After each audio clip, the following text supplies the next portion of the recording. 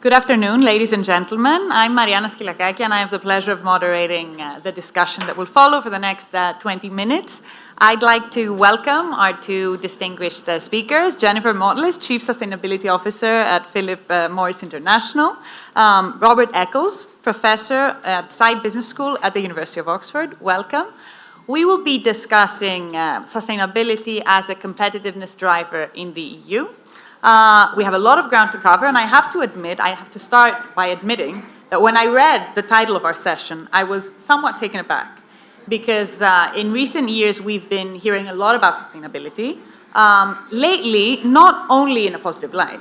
From a European perspective, there's a lot of talk about a lot of regulatory focus that sometimes might act as a burden to companies as they're trying to compete in a global landscape. There's obviously quite a bit of turmoil coming to us from the other side of the pond, which also impacts the situation we're in regarding our sustainability agenda. So I'm very much looking forward to exploring these tensions with you and to figure out whether competitiveness and sustainability can really go hand in hand in the medium and long term. So I'd like to start with the question to you, Jennifer. I've been in rooms in recent months, and I think a lot of people in this room have also been in rooms in recent months, where people say sustainability was a big thing. It still is a big focus in Europe from a regulatory perspective, but in some ways it's a nice to have when we compare it to a business's bottom line. How do you respond to that? Thank you very much for the question, and thank you everyone for being here today. It's my pleasure and my honor to be talking about this at Delphi. It's a very timely moment to talk about sustainability, especially in the context of what's happening globally, politically speaking, what is happening at the EU, and an important moment to pause and think about what sustainability means from a strategic standpoint for companies. So you talk about this at the beginning, the tensions between competitiveness, sustainability, this being a nice to have. What is it that companies are doing? Why is it that companies are doing it? In a way, I think that not only this is justified, this moment of pause and this moment of us asking ourselves, well, what is the sense of doing all of this? What does this really mean? And I think that in a way what the EU was doing with this overburdening and this over-regulation was really trying to do that, trying to standardize, trying to harmonize, trying to define what does sustainability mean for a company, what does sustainability mean for government, what does sustainability mean for the financial sector. In doing that, unfortunately, they're creating this very, very, very heavy burden that risks creating a halt in progress from an economic standpoint for sure. That does not mean that there's no value in sustainability. And I think that that is key. Sustainability is a way of future-proofing your business. It's a way of ensuring resilience. It's a way of thinking about business growth and competitive advantage. I think it's very connected to a company's value proposition, and the way that we think about it talks about how sophisticated a company is in understanding it. Companies that have agriculture in their value chain, like PMI does, need to think about the very real impacts of climate change and extreme weather conditions, wildfires, floods, droughts, what's going to happen with our crop, how is it that we can prepare for that. So ensuring that preparedness ensures the sustainability of your business, and this is what we're trying to do. So definitely not a nice to have. So definitely not a nice to have. So with all that in mind, and taking kind of like a big picture view, Professor, do you think that the discussions we're having at the moment and the efforts that are being made in the private sector are going fast enough? Is the private sector catching up fast enough to the planetary risks that we're facing at the moment? Or are we just shifting deck chairs at the Titanic, so to speak? So let me start by saying that turmoil is an understatement for what's going on across the pond, which you mean America. I mean, it's crazy what's going on. The way you ask the question reveals what I think is the central conundrum, because implicit in the question is the assumption that companies should be doing more. And I think the problem that we've run into, and it's the problem that Jenny was talking about in the EU, is that sustainability has been defined in two ways. There is, from a company point of view, sustainable value creation, so you're focusing on material issues, in which case there's no trade-off, and it can be tied to innovation, and it's good for shareholders. Then there's like a sustainable world, And that's really about the externalities that companies are creating on society. And so the question then becomes, are companies doing enough to deal with the negative externalities that they're, through their products, through their services? Should they be requiring more, doing more for positive externalities? That sort of blurs the line between the public sector and the private sector. And I think what you have happened in Europe with the Green Deal, it kind of went too far looking at companies to solve these problems.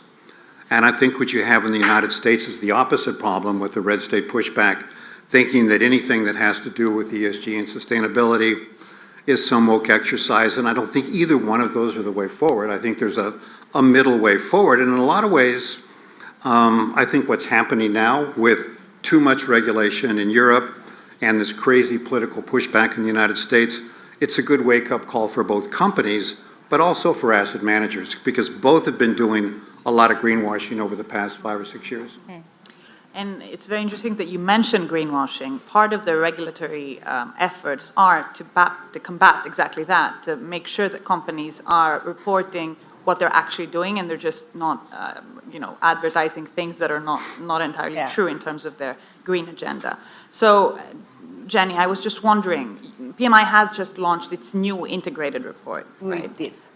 Which is, which is a good opportunity for me to ask: Is sustainability evolving from a compliance issue to a driver of something else, something more real? And is there a danger in businesses becoming too focused on regulatory alignment, ticking boxes, publishing new reports, and forgetting the actual impact on the planet and people? So I think I was referring a little bit to this before, in the sense that for sure there is an element of compliance and regulation when we talk about sustainability.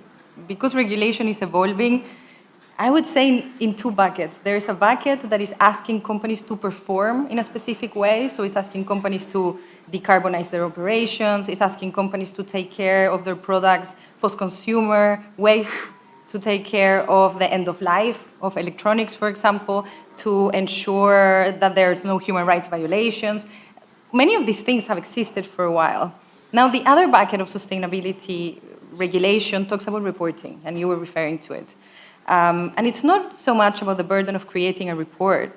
It's more about the quality of the data, the reliability of the information that is out there, that is robust, that is rigorous, that is verifiable, that is comparable, that is relevant for decision-making purposes. Because if you think about this data, non-financial in nature, we should understand it at par with financial data.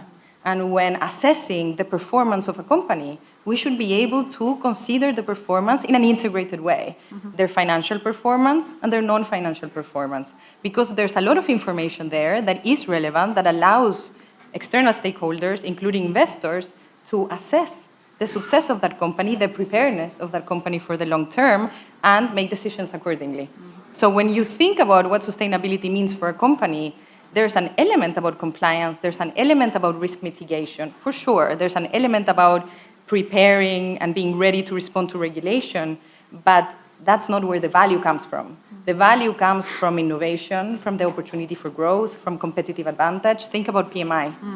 When PMI understands where their biggest negative externality is on the health impacts of the product, innovating to create better alternatives is not only having a value proposition that is better serving society, but it's also giving us an edge for growth, and it's also giving us an edge and a competitive advantage versus the rest of the industry. So the moments that you can create synergies like that, then is where sustainability really works.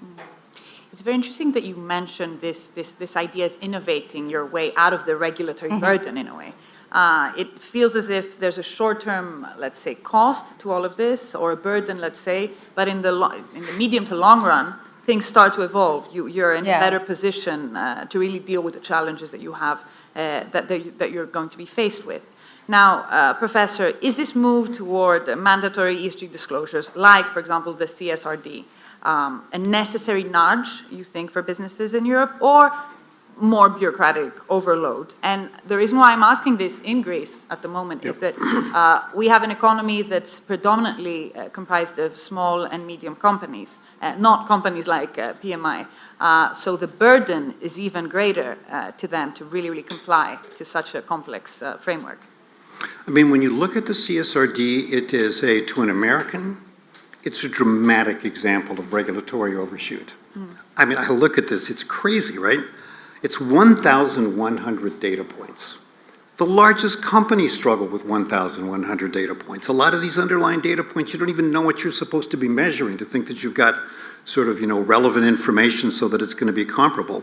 The good thing about the CSRD is that it recognized the difference between financial materiality, what matters to shareholder value creation, impact materiality. It's those two different definitions of sustainability. The good news on this is that you have the omnibus bill, which you know about, which was passed as relooking at the CSRD, CSDDD, taxonomy. Taxonomy never made any sense to me whatsoever. But with the CSRD, you've got the opportunity to get it right. And so I was the founding chairman of the Sustainability Accounting Standards Board. I know people at the International Sustainability Standards Board. I know people at FRAG, Sustainability Reporting Board, working on ESRS.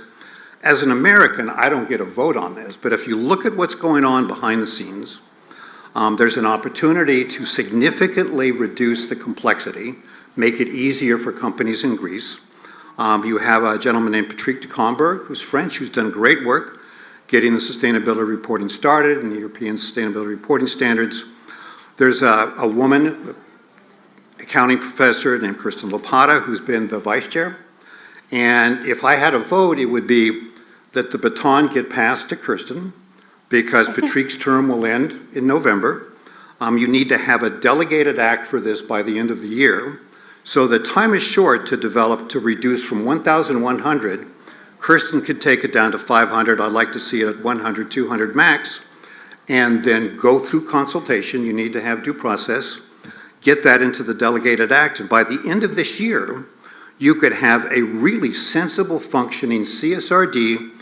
They will do impact materiality. They will collaborate with the International Sustainability Standards Board on financial materiality. And between the ISSB and the CSRD, you could have what companies have been hoping for, what investors have been hoping for, is a common baseline for sustainability reporting, just like we have with financial reporting. So I was skeptical in the beginning, but I'm cautiously optimistic of what could happen now.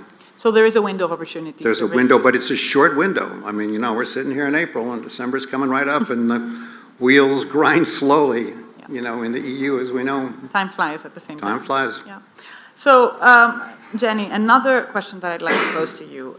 Looking at the big picture of PMI being quite active in the sustainability space over the past few years, is, the question of whether a company that has a tobacco background can ever be seen as sustainable in the eyes of the public. What does net positive mean, and are there limitations to that concept when you're also a tobacco company? I think that it's pertinent that you ask that in the context of what we have just been talking about. What does sustainability mean? That's the entire point of certainly this conversation, but what is happening around the world. Sustainability has become a little bit of a buzzword, and it means something to me, it means something to you, it means something to Bob. Probably if I ask someone here in the audience, they would give me their own definition of what sustainability is, And it's very important for me to frame it in a way that is in the context of our business, first and foremost, and in the context that brings value to the business. And so when we think about sustainability at PMI, obviously the intuitive reaction would be tobacco and sustainability don't really go hand in hand. If I yell sustainability, what word do you think first? Probably wouldn't be tobacco, and that's okay, I think. But when you think about a more sophisticated approach to what sustainability means, and you think about impacts that companies create, and you think about businesses operating in economic models that are able to respect social and environmental boundaries, then you can build success in a way that you are not destroying the planet and you are not destroying society. So how does that look like for a tobacco company? And I think that that is really where the key is. It would be a very different conversation if I sat here and I said, well, as the Chief Sustainability Officer of PMI, the main thing that we do here is install solar panels and work our offices on renewable energy. Yeah? Obviously, in the back of your mind, you would be thinking that's certainly not the greatest impact that this company creates. The greatest impact, or the greatest negative impact, comes from the health impacts of the product. And so first and foremost, the strategy needs to be focused on addressing that.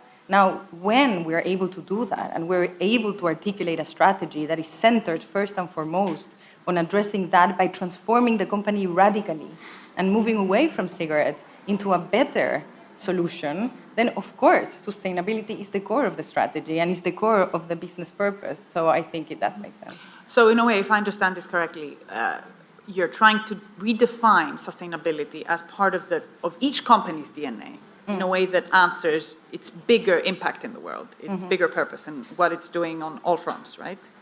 I think that, well, it's not that I'm trying to redefine it. I think that when we use the actual word, sustainable business, it's a business that is profitable today, it's a business that is profitable in the midterm, it's a business that is profitable in the long term and is successful, it's understanding how the world is changing politically, how the climate is changing, how we need to adapt to all of that, and how the products that we're selling today need to be products that are attractive to our consumers in the medium term and also in the long term. And that science and innovation play a huge role there.